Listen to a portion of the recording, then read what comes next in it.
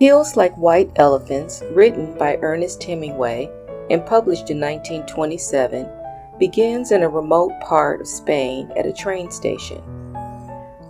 A couple is sitting outside waiting for the next train to arrive.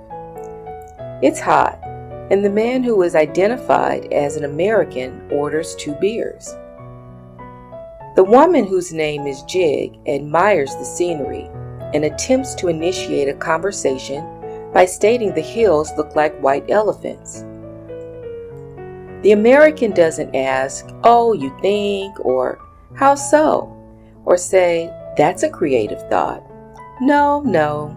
He says, "I've never seen one," and shuts down what could have been a very easygoing and pleasant conversation. Dude!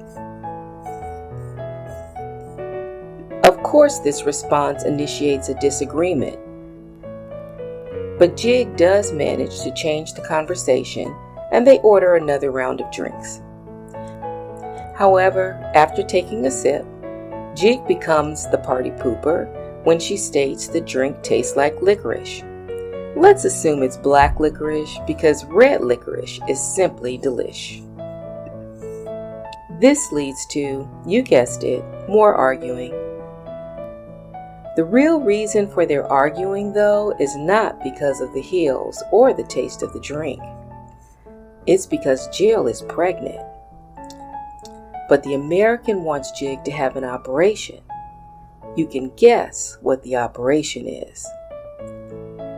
The American says things like, "It's perfectly simple, and it's just to let the air in, and you don't have to do it if you don't want," all to coax Jig into having the operation, but Jig is not convinced.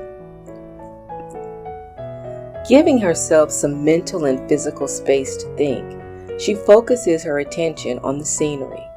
She walks to the end of the station and observes the beauty of the river, the valley, and the mountains. At this point, she feels the magnificence of nature.